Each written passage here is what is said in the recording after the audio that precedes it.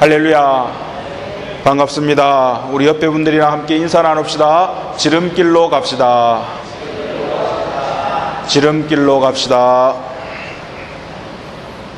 자, 어느 세대나 마찬가지겠습니다만은 모두 다 빨리 가기를 원합니다. 누구나 둘러가기를 원하지 아니하고 지름길로 가기를 원한다는 것을 깨달을 수 있어요. 미국의 어떤 한 대학교에서 대학 캠퍼스를 지으면서 마당을, 광장이죠. 마당을 아주 크게 멋있게 꾸몄습니다. 그래서 건물이 이제 사각형으로 이렇게 배치가 되어 있는데 그 건물 한 중간에 광장을 만들었어요. 그것을 잔디밭으로 만들었습니다. 그래가지고 건물에서 건물, 이제 여러분 수업할 때 다른 건물로 이동하지 않습니까? 이 광장을 둘러서 가야 되는 거예요. 중간에 잔디밭을 보존을 해야 되니까, 잘 길러야 되니까. 근데 여러분, 바쁜데 둘러가고 싶은 사람이 있습니까? 없지요. 그러니까 다 어떻게 돼요? 잔디밭 중간으로 질러가는 거예요. 건물에서 건물 사이에 이동하니까. 사람들이 다 질러가니까 어떻게 돼요? 그 잔디가 제대로 자라지 못하고 길이 생기는 거예요. 한중간에. 이거를 학교에서 처음에 둘러가십시오. 잔디밭으로 가지 마십시오. 잔디를 보호해야 됩니다. 하다 안 되니까 나중에 어떻게 됐습니까? 총장님이 바뀌었어요. 생각을 바꾸자.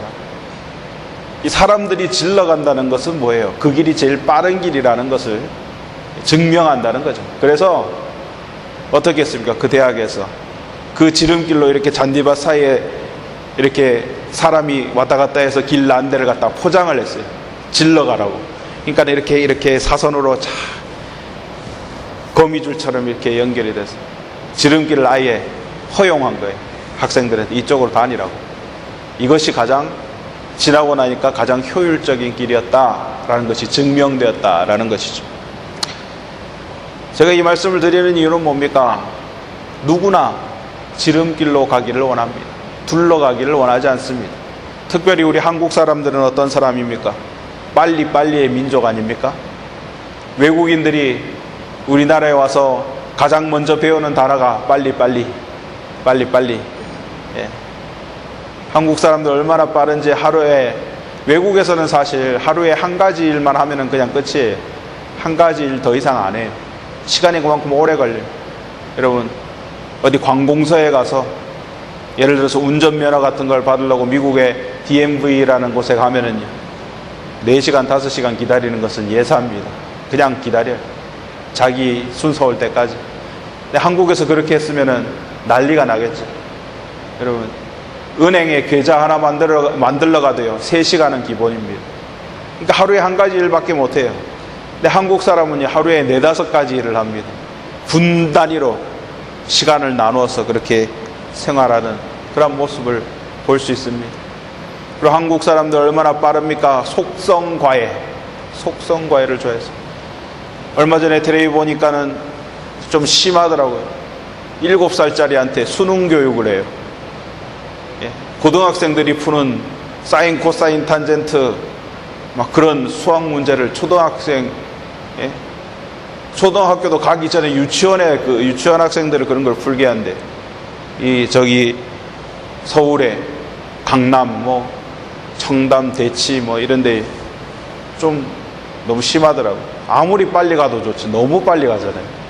도대체 감당이 되는지 모르겠습니다. 아무튼 여러분도 아시다시피 에스컬레이터를 우리가 타고 올라가는데 2줄로 타는 민족은 한국인밖에 없습니다. 자, 느리게 가는 사람은 오른쪽에, 빨리 가는 사람은 왼쪽으로 지나가라고. 에스컬레이터 관리하는 데서 그것 때문에 골치가 아프대요. 왜? 균형이 맞아야 이게 고장이 안 나는데 오른쪽으로만 사람들이 타고 있으니까 이게 무게가 중심이 맞지 않아 가지고 에스컬레이터가 고장이 더 잘 난답니다. 빨리 난답니다. 그래서 원래는 에스컬레이터는 한 칸에 한 명씩 타갖고 올라가야 되는데 빨리 올라가라고 오른쪽으로만 이렇게 서니까 그런 문제가 또 생기더라고요. 아무튼 여러분, 신속한 결과를 좋아하는 나라가 우리나라입니다. 옛날에 여러분 중국집 앞에 붙어있던 문구 기억하죠? 신속배달. 총알같이 날라와야 되는 것이죠. 짜장면 시켰는데 20분 이상 걸리면은 난리 나는 겁니다. 예. 자, 아무튼 제가 이 말씀을 드리는 이유는 무엇입니까? 우리가 주님께 무엇인가 간구하고 주님께 기도를 하였을 때 우리도 신속 배달 주님 빨리 응답해 주시기를 누구나 바랄 것입니다. 그런데 여러분, 신앙에서 지름길이 있다면은 그것이 무엇일까요?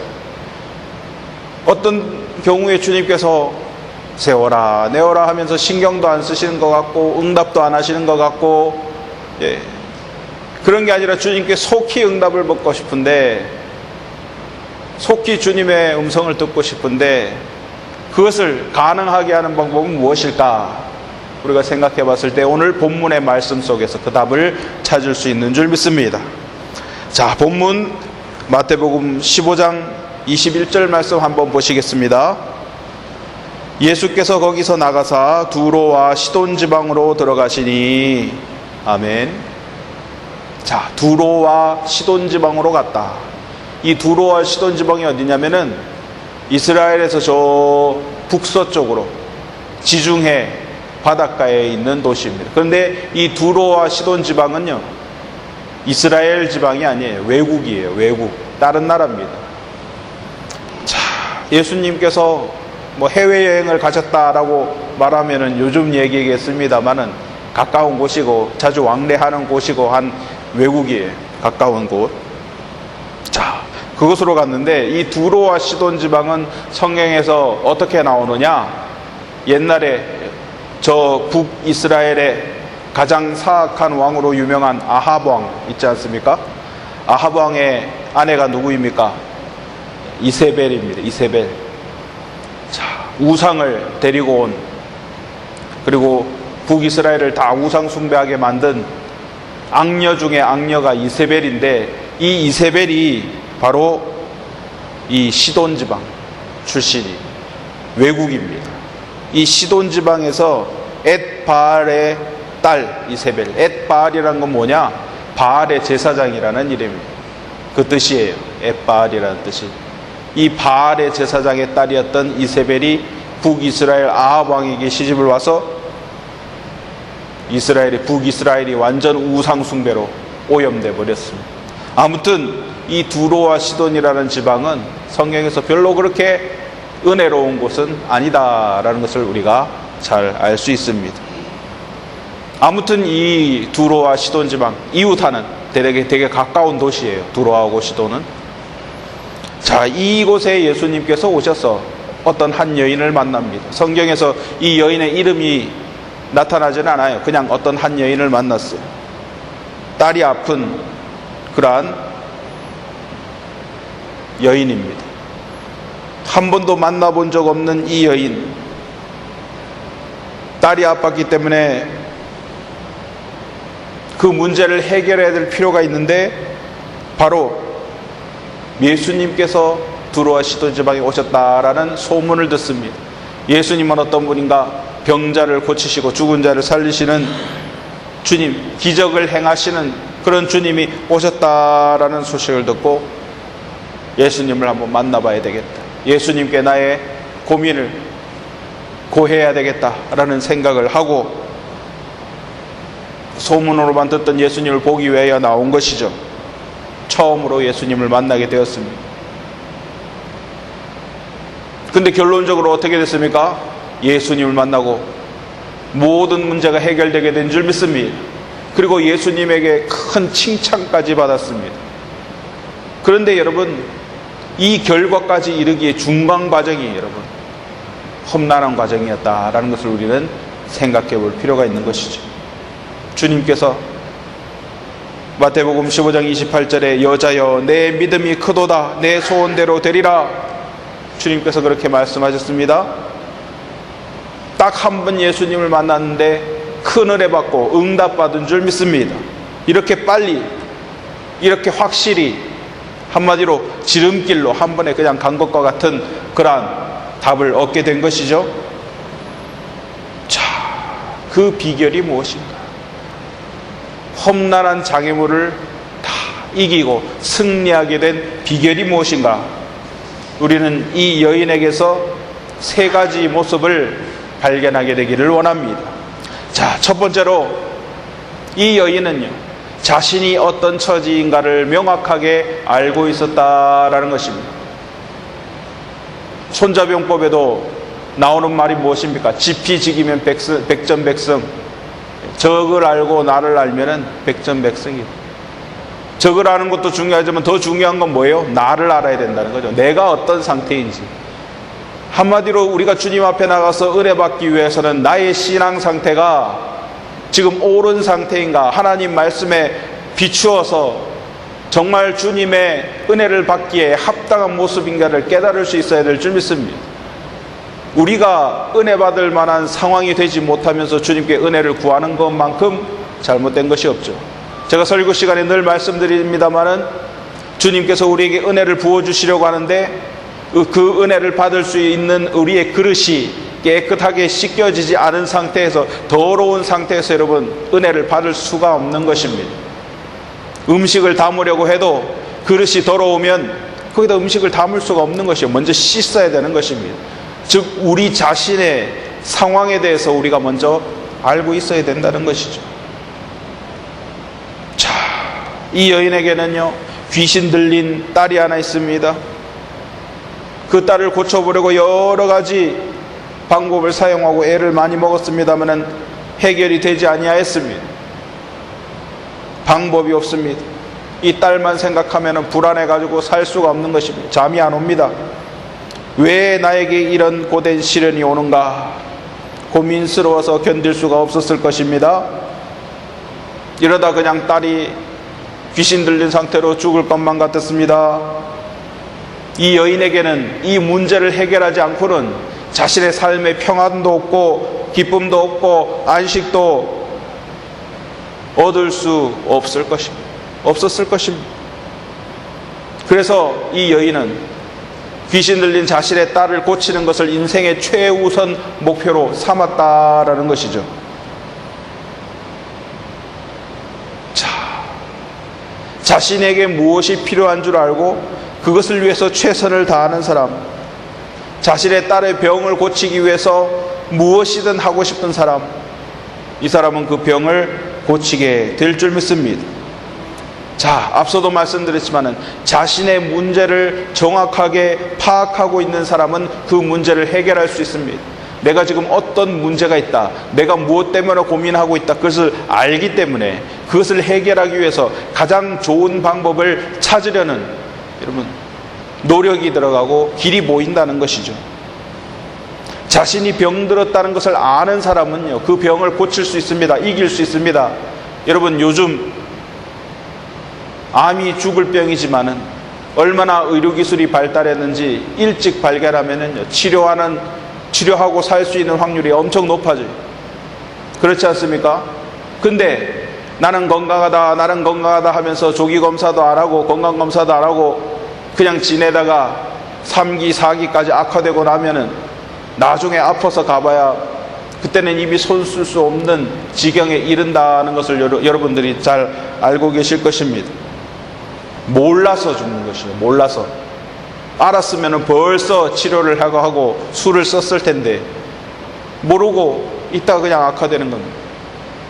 이와 비슷한 예화가 있습니다. 옛날에 저 중국에 편작이라는 유명한 의원이 있습니다. 편작.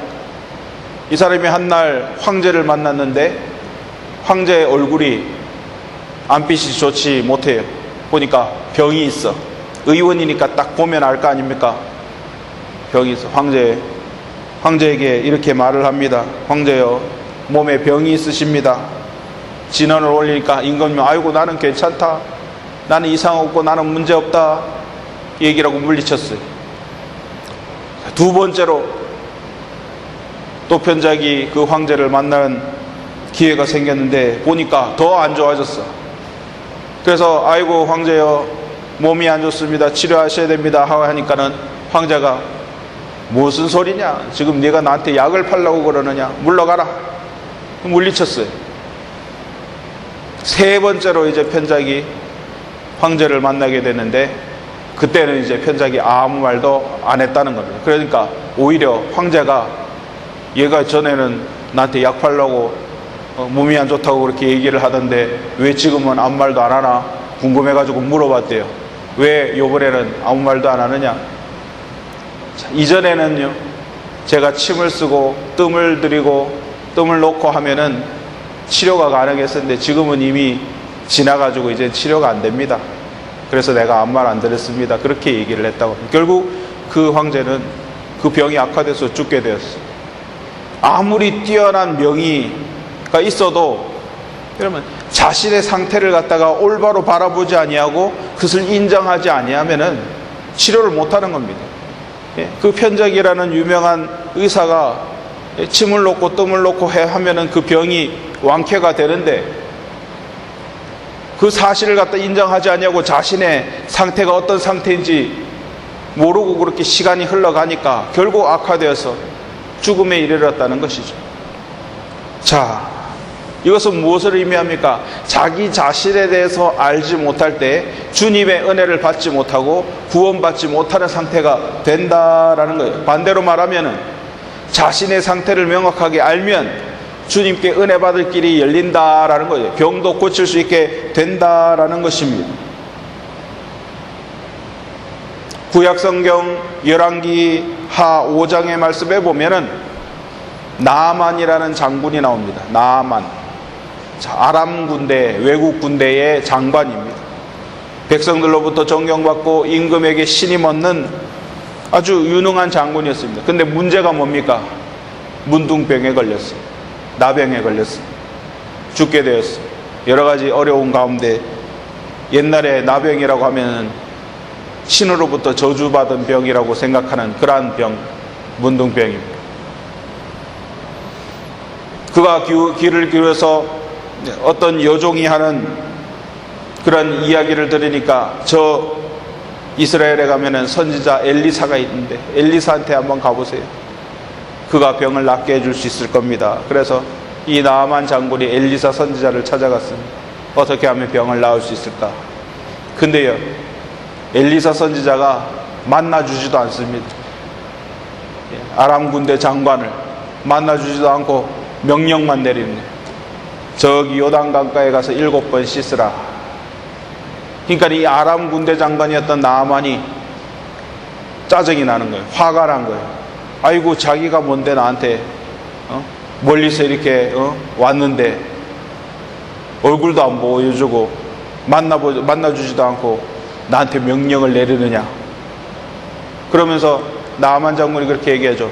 아이고 우리 나라에도 저 요단강보다 훨씬 아름답고 깊고 크고 좋은 강이 천지인데 왜 요단강에 가서 내가 물을 담가야 되냐 행 하면서 그냥 돌아가는.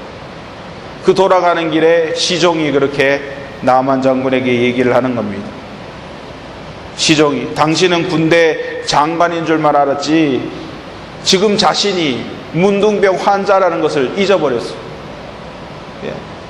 더 어려운 일을 시켰어도 그대로 따라야 될 것인데 강에 가서 몸 씻으라는 그 말을 갖다가 왜 못하느냐. 시종이 야 똑똑한 사람이죠. 옳은 사람이죠. 그 말을 듣고 이 나아만 장군이 깨달음을 얻고 그래? 그럼 한번 엘리사 선지자가 얘기한 대로 한번 해보지. 요단강가에 가서 7번 씻으니까 어떻게 됐습니까? 문둥병이 깨끗하게 낫게 된 줄 믿습니다. 할렐루야. 자, 이것은 우리에게 무엇을 가르쳐 줍니까? 하나님의 음성이 왔는데도 불구하고요, 나아만 장군은 에헴 내가 군대 장관인데 자신의 자존심 때문에 엘리사 선지자의 그 은혜의 말씀을 따르지 못하는 겁니다. 자기 자신이요, 군대 장관이라는 것만 생각했지 문둥병자라는 것을, 나병 환자라는 것을 잊어버린 거예요. 그걸 인식하지 못한 거예요. 자기 자신에 대해서 파악하지 못한 거예요. 자기가 지금 나병에 걸려서 죽게 되었는데 군대 장관이 무슨 소용이 있습니까? 황제라 임금이었어도 무슨 소용이 있습니까? 그 병을 낫게 할 수 있는 그것을 붙잡아야 되는 것이 아닙니까? 자신에 대해서 명확하게 바라볼 수 있어야 되는 것 아닙니까? 세상에 이런 사람들이 많습니다. 자기 자신의 위치를 몰라요. 내가 어떤 사람입네, 내가 누구입네, 내가 잘났네 하면서 주님의 말씀을 듣지 아니하고 순종하지 아니하는 사람들이 얼마나 많은가라는 것입니다. 병원에서 임종이 얼마 남지 않은 분이 예수님을 믿지 아니하여요. 그래서 그 가족들이, 자녀들이 안타까워서 아이고 아버님, 아이고 어머님, 돌아가시기 전에라도 예수님 영접하고 주를 그리스도라고 영접하고 고백하고 돌아가셔야 됩니다. 안타까운 마음으로 그렇게 간절히 구하는데도 무슨 소리? 나는 안 믿는다. 그렇게 고집 피우면서 돌아가시는 분들이 있다라는 거예요. 자신이 지금 어떠한 처지인지를, 자신의 모습을 바라보지 못하는 거예요. 죽고 나면은 하나님의 심판이 기다리고 있는데 예수 그리스도를 구주로 영접하고 믿은 사람은 천국이요, 주님을 믿지 아니하는 사람은 지옥인데 자신의 상황이 어떤 상황인지를 인식을 하지 못하고 내가 나 있네, 나는 나만 믿네 하면서 그렇게 살아가면은 멸망으로 빠질 수밖에 없는 것입니다. 자신의 위치에 대해서 명확하게 바라볼 수 있어야 되지 않겠습니까? 오늘 말씀 가운데 나오는 이 여인, 마태복음 15장에 나오는 이 여인, 자신에게 무엇이 필요한지, 자신이 무엇을 해야 되는지 명확하게 알고 있었어요. 예수님의 한마디로 옷자락을 붙잡고, 한마디로 다리를 붙잡고 놓지 않는 그러한 간절함을 볼 수 있는 것입니다. 인생의 최우선순위가 무엇이고 내가 지금 무엇을 해야 되는지를 명확하게 알았다는 것, 예수님만 붙잡아야 된다는 걸 알았다는 것입니다. 이것이 은혜인 줄 믿습니다. 그것이 깨달음인 줄 믿습니다. 예수를 붙잡아야 돼요. 여러분, 세상에서 여러분들이 겪는 어떠한 어려움과 어떠한 문제들 가운데서 여러분의 해결책은 어디 있습니까? 주님을 붙잡아야 된다는 사실이에요. 할렐루야. 주님 말고 다른 해결책을 찾으면요, 주님께서 뭐라고 하십니까? 그래, 할 수 있는 데까지 해봐라, 네 마음대로 해봐라, 가만히 내버려 두신다. 주님을 불러야 돼요. 주의 이름을 부르는 자는 구원을 얻으리로다. 할렐루야. 모든 문제의 해결책은 주님께서 갖고 있는 줄 믿습니다. 내가 주님을 지금 붙잡아야 될 때로구나, 내가 오직 갖는 희망은 주님밖에 없구나 라는 것을 분명히 아는 것, 이것이 바로 자신의 위치를 아는 것이다 라는 사실. 자, 두 번째로 이 여인에게는 무엇이 있습니까? 뜨거운 열망이 있는 줄 믿습니다. 뜨겁다. 여러분, 뜨겁다는 것은 뭐예요? 열정으로 가득 차 있다는 것을 이야기하는 것이죠. 여러분, 진검승부라는 이야기 들어보셨습니까? 진검승부. 여러분, 세상이 만만한 것이 아니죠. 우리가 무엇을 할 때는 목숨 걸고 진검승부를 해야 된다라고 그런 이야기를 여러분 들어본 적 있습니까? 그냥 한번 한 인생 한평생 대충 그까짓 거 대충 살다가 그냥 가야지라고 생각하는 사람 어디 있습니까? 다들 목숨 걸고 열심히 살아야지라고 생각하는 사람들이 성공하지 않습니까? 우리에게 필요한 것은요, 열정입니다. 할렐루야. 주님을 섬길 때도요, 아이고 주님 섬기는 거 그까짓 거 대충 그냥 주일에 교회만 나가고 왔다 갔다 하다가 가면은 그래도 천국 가겠지라고 생각하면은 오산입니다. 경기도 오산이라고 얘기하죠. 오산. 열정을 가져야 돼요. 주님을 섬길 때도 여러분 열정을 가져야 돼요. 주여, 내가 정말 베드로와 같은, 다윗과 같은, 모세와 같은 그런 사람이 되기를 원합니다. 여러분, 예배 드리면서 여러분 어떤 마음으로 주님 앞에 나와서 예배를 드리고 계십니까? 아이고 다윗이나 모세나 저 베드로 같은 사람은 나랑 아무 관계가 없어요. 그 사람들 신앙 좋은 사람들이고 예수님의 제자고 나는 그 사람들과 관계없습니다. 혹시 이런 생각으로 여러분 나와서 예배 드리십니까? 결코 아니 돼요 라는 그런 유행어가 있지 않습니까? 결코 안 될 줄 믿습니다. 열정을 가져야 돼요. 주여, 내가 정말 주님의 제자처럼 성경에 나오는 우리 믿음의 선배 같은 그런 신앙으로 내 한평생 정말 주님을 위해서 열심으로 살아보기를 원합니다. 그런 결단이 있을 때 주님께서 함께 하시고 은혜 내려주시고 복 주시는 줄 믿습니다. 세상을요 대충 살아가는 사람들은요 요행을 바랍니다. 요행. 어떻게 뭐 하늘에서 로또 번호가 뚝 떨어지지 않을까? 요행을 바라는. 그 요행도요 떨어지지 않습니다. 여러분, 마음 가운데 열정을 가지는 사람, 자신의 하는 일에 책임을 지고 내가 주님을 섬기는 것도 내가 주님께 받은 그 청지기에 그 달란트를 열심으로 남겨서 주님을 영화롭게 하고 주님을 만나는 그날 주님께 칭찬받아야지라는 그런 열정을 가진 사람에게 주님께서 더 많은 것을 부어주신다라는 사실입니다. 오늘 말씀 가운데 나오는 이 여인은요 마음 가운데 열망을 가지고 예수님을 만나러 나왔습니다. 여러분, 요즘 젊은 어린 학생들이나 이런 사람들이 연예인들 보고 싶어가지고 콘서트 이런데 팬미팅 이런데 뭐 쫓아가가지고 야 그러면서 여러분 고함치고 이런 모습 보면은 어른들의 입장에서 보면은 좀 한심해 보이기도 하고 저 지금 뭐 하는 짓이냐 싶기도 하지만 한편으로 바라보면은 그들 마음 가운데 보고 싶다라는 열망이 있으니까 그렇게 쫓아가 다니는 거예요. 그렇게 고함 지르고 좋아하는 거잖아요. 여러분, 그들이 갖는 열정의 10분의 1만 우리가 하나님에 대한 열정으로 가질 수 있다면 주님께서 얼마나 여러분을 축복해 주시겠습니까? 열정을 가지지. 연세 많으신 분들한테 열정 가지라 그러면 참 이상하게 들릴지 모릅니다. 왜냐하면 연세가 많아지면 많아질수록 아이고 이것도 해보고 저것도 해보고 옛날에 다 해봤다, 열정이 점점 식어요.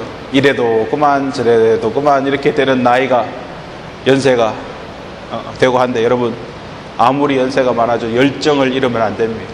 열정이 살아있는 한 청춘이라고 그런 얘기를 합니다. 아무리 연세가 많아도 열정이 살아있는 사람은 청춘입니다. 여러분, 젊게 사시길 원하십니까? 열정을 가지십시오.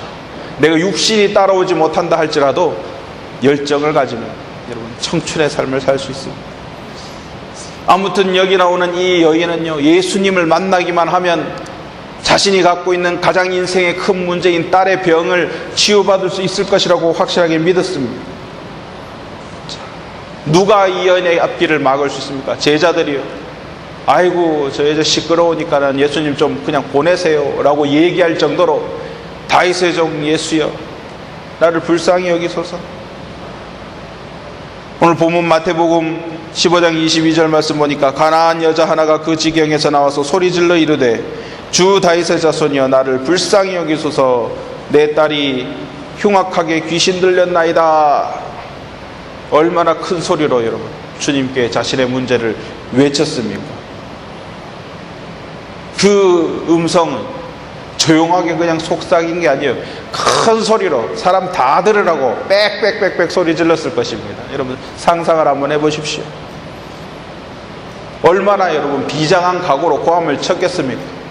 자기는 예수님 말고는 희망이 없다라는 생각을, 자존심이 뭐고 다 내려놓고 내가 내 딸을 고칠 수만 있다면 무엇이든 할 수 있다는 생각으로 고함을 쳤을 것 아닙니까? 여러분, 여기서 우리가 무엇을 배워야 됩니까? 성경에서 우리에게 무엇을 가르쳐주고 있습니까? 성경이 강조하는 것, 구하라 주실 것이요, 할렐루야. 부르짖으라, 너는 내게 부르짖으라, 내가 내게 응답하겠고 크고 놀라운 일을 이루리라, 할렐루야. 성경이 또 무엇이라고 말하고 있습니까? 입을 크게 열라, 입을 크게 열라라고 이야기하고 있는 것입니다. 그러면은 주님께서 채우리라 약속하신 줄 믿습니다. 여러분, 우리가 신앙생활하는데 최대의 장애물이 뭡니까? 눈꽃만한 자존심이에요. 자존심. 내가 난데, 내가 누군데, 자존심, 체면. 그것 때문에 하나님 앞에 온전히 나오지 못합니다. 어떤 분은 예수 믿으세요 라고 얘기를 하면 아이고 제가 커서 예수님 못 믿습니다. 어떤 사람은 문제가 있을 때 함께 기도합시다 그러니까 아이고 어떻게 이때까지 기도하지도 않다가 문제가 터지니까 이제 염치 없이 나와서 기도합니까? 그런 얘기를 하세요. 한편으로 보면은 아이고 뭐 겸손한 것 같은 그런 표현인데 실제로 보면은요 이게 겸손이 아니에요. 교만한 거예요. 주님께서 뭐라고 말씀하셨습니까? 죄 지은 자는 모두 나오라. 모두 주님께 나와라. 주님께 구하라. 주님께 말씀하셨어요. 체면이 어디 있습니까? 전능하신 하나님 앞에서 눈꽃만한 얄팍한 자존심이 어디 있습니까? 여러분 만나는 모든 문제를 다 아시고 해결하실 수 있는 분은 우리 주님밖에 없다라는 사실 깨달아야 될 줄 믿습니다. 여러분 하나님은요 나의 모든 형편을 너무 잘 아시는 분이세요. 내가 잊어버리고 내가 기억하지 못하는 것까지 하나님은 다 알고 계신다는 사실이 주님 앞에 숨길 게 무엇입니까? 내 자신의 내 마음속 중심까지 꿰뚫어 보시는 분이 주님이신데 그렇기 때문에 주님께서 우리에게 원하는 것은 무엇입니까? 다른 사람이 중보하는 것도 중요하지만 내 입으로 스스로 주님 앞에 나와서 무릎 꿇고 기도하라는 거예요.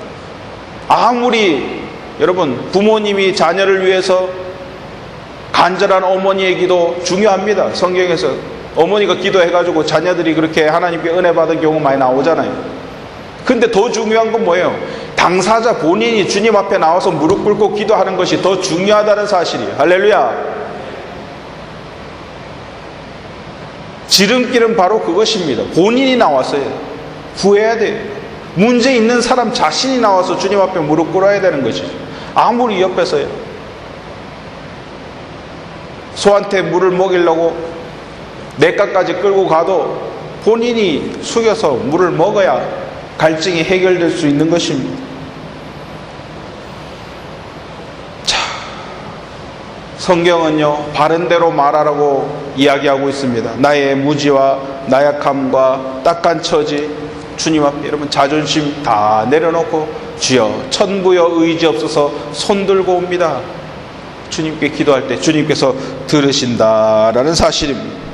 여러분 이런 사람에게 주님께서 은혜 내려주시고 복 내려주시고 길이 열리게 되는 줄 믿습니다. 막혔던 길이 열리게 된다는 사실이 여러분 세 번째로 이 여인에게 엄청난 각오 무서운 각오를 발견하게 됩니다. 여러분 그냥 예수님께 축복받은 게 아니에요. 예수님께서 처음에 물리치셨습니다. 자, 이 여인이 열망을 가지고 이가 다니면 길이 없다 사생결단의 모습으로 주님께 부르짖었을 때요 주님께서 세 가지로 반응하셨어요. 첫 번째로 뭡니까? 묵묵부답. 주님께서 대답하지 아니었어요. 반응하지 아니었어요. 여러분 욕하는 거는요 반응하는 거예요. 근데 여러분 더 무서운 것이 뭐예요? 무관심이잖아요. 사랑의 반대가 무관심이잖아요. 외쳤는데도 묵묵부답 대답을 안 한 건 한마디로 무시하는 거예요. 이게 욕하는 것보다 더 심하게 반응한 거예요.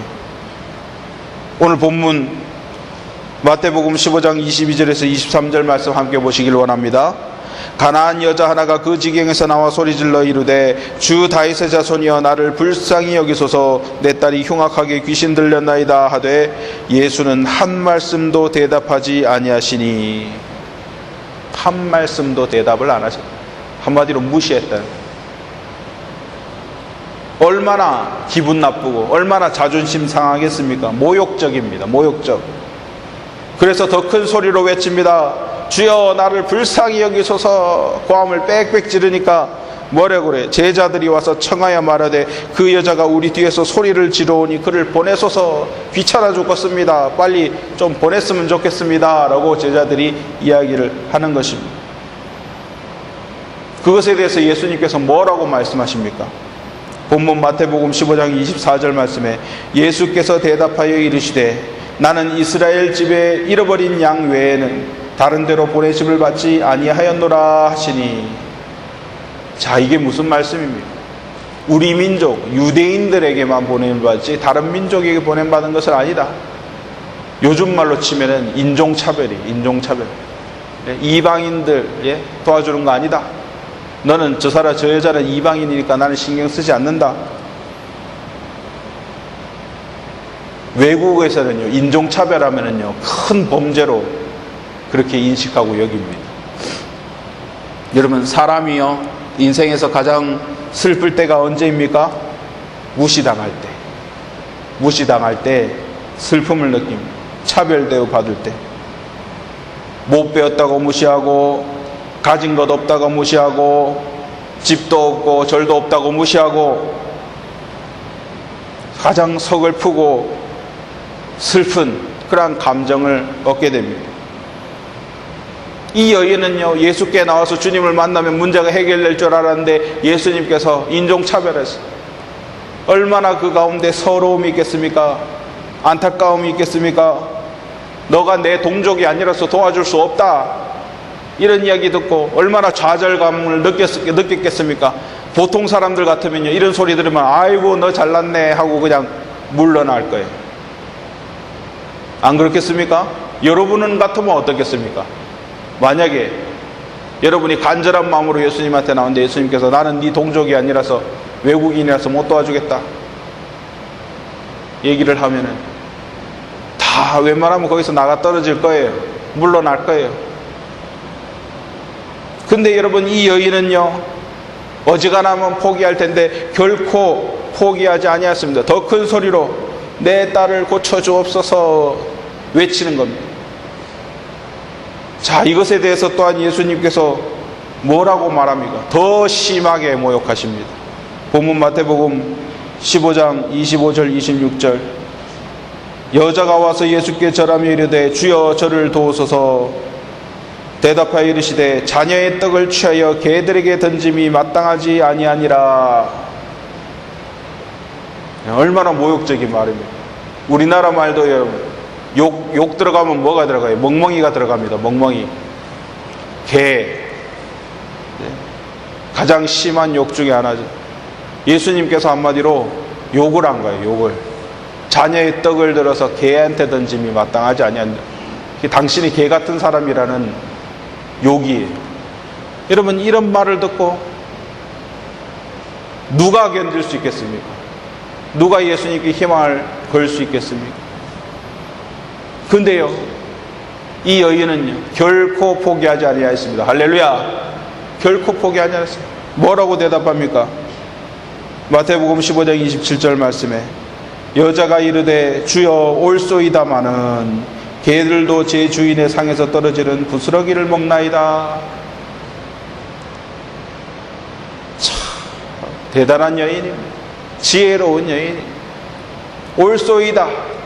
맞습니다. 나는 개와 같습니다. 자존심이고 뭐고 다 던진 땅에 내려놓은 이 여인의 고백입니다.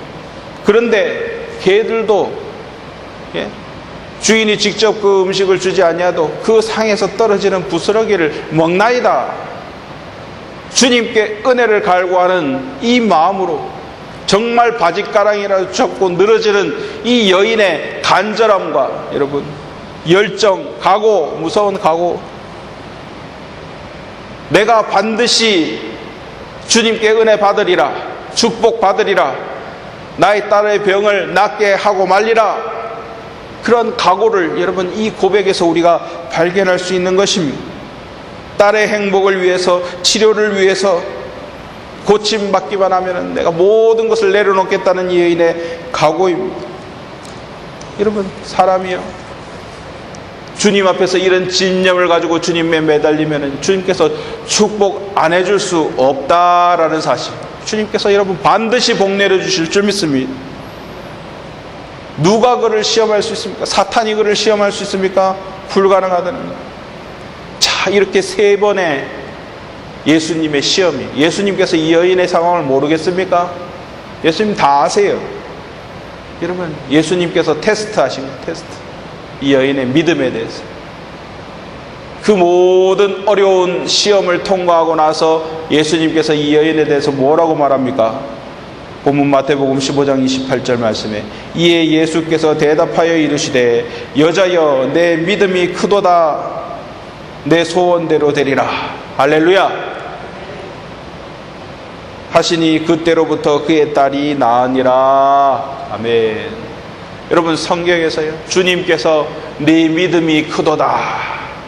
여러분, 얼마나 이게 큰 칭찬이고 이것이 영광인지 모릅니다. 사람들 세상에서 무슨 상 받았다, 뭐 연예대상이다, 뭐 청룡영화제 뭐 그랑프리다, 아니 아카데미 나무주연상이다, 뭐 아니면 노벨상이다 받으면은 사람들이 우와 막 대단하다, 올림픽 금메달이다 그러면 최고다 인정하잖아요. 여러분, 그거보다 더 큰 상이 바로 예수님께서 내 믿음이 크도다. 할렐루야. 우리 그리스도인들 신앙인에게는요, 이 상이 제일 큰 상이에요. 이 상이 제일 큰 상인 줄 믿습니다. 여러분의 생각이 저 같기를 원해요. 여러분, 내 믿음이 크도다, 이 인정을 받을 수만 있다면, 여러분이 주님 앞에 섰을 때에 내 믿음이 크도다, 이 음성을 들을 수만 있다면, 여러분, 저는 정말 더할 나위 없이 기쁠 것입니다. 기독교인에게, 우리 신앙인에게 이보다 더 큰 은혜가 어디 있습니까? 내 믿음이 크도다. 모든 어려움 가운데서 이 어려운 테스트를 다 통과한 이 여인에게 주님께서 주신 은혜, 딸이 낳은 거는요 자동이에요. 자동. 여인의 믿음이 크도다. 주님께 칭찬받았어. 자, 오늘날 많은 사람들이 예수 그리스도를 믿습니다. 신앙생활을 합니다. 근데 왜 응답받지 못하고, 왜 주님의 은혜 가운데 살아가지 못하고 있는가? 우리는 우리 자신을 바라볼 수 있어야 된다고 말씀드렸죠. 저 여인은 자기 자신에게 대해서 분명히 바라보았습니다. 많은 사람들이 예수님을 믿는다 하면서 주일도 성수를 하고 금식도 하고 봉사도 하고 헌금도 하고 신앙생활을 한다고 하는데 삶 가운데 별로 변화가 없고 주님께 간구하는 응답을 받지 못하는 것 같아요. 무엇이 더 필요한가? 내가 무엇이 모자랐던가? 그것을 여러분 생각할 수 있다면 오늘 이 여인을 통해서 우리가 배울 수 있어야 될 줄 믿습니다. 이 여인은 무엇이 달랐던가? 우리와 무엇이 다른가? 어떠한 난관과 어려움 가운데서 결코 포기하지 아니하고 자신의 상황에 대해서 정확하게 이해하고 열정을 가지고 끈기를 가지고 포기하지 아니하고 주님께 부르짖었더니 주님께서 내 믿음이 크도다. 할렐루야. 모든 문제가, 가장 자기를 힘들게 했던 그 큰 문제가, 딸의 귀신 들린 딸, 아픈 그 딸이 낫게 된 그 역사를 우리가 바라보게 되는 것입니다. 자, 오늘 말씀 초반에 우리나라 사람들 뿐만 아니라 모든 사람들이 둘러가기를 원하지 아니하고 지름길로 빨리빨리 가기를 원한다고 말씀드렸습니다. 여러분, 주님께 신속한 응답을 듣기를 바라십니까? 여러분의 신앙이 지름길로 빨리 천국으로 가기를 원하십니까? 여러분, 이 여인에게 배우십시오. 열정을 가지고 포기하지 아니하고 끝까지 주님께 구할 때 주님께서 반드시 여러분의 기도에 응답해 주실 줄 믿습니다. 신앙의 지름길로 가는 우리 동대교회 모든 성도들 다 되시기를 주님의 이름으로 축원합니다. 기도하시겠습니다. 사랑하는 주님, 감사합니다. 오늘도 주님 아버지 귀한 말씀을 통하여서 우리 가운데 깨달음을 허락하여 주신 주님 은혜 감사드립니다. 주여, 인생에도 우리의 삶 가운데도 지름길이 있고 둘러가는 길이 있습니다. 우리 신앙의 지름길로 더 속히 주님 앞에 나아가고 주님의 은혜를 받기 위하여 무엇이 부족하고 무엇이 필요한지를 오늘 말씀을 통해 깨달았습니다. 주여, 이 여인의 신앙을 본받아서 주님께 내 믿음이 크도다라는 칭찬 얻을 수 있는 우리 동대교회 모든 성도를 다 될 수 있도록 은혜 내려 주시옵소서. 이 모든 말씀 살아계신 우리 주 예수 그리스도 이름 받들어 간절히 기도드렸사옵나이다. 아멘.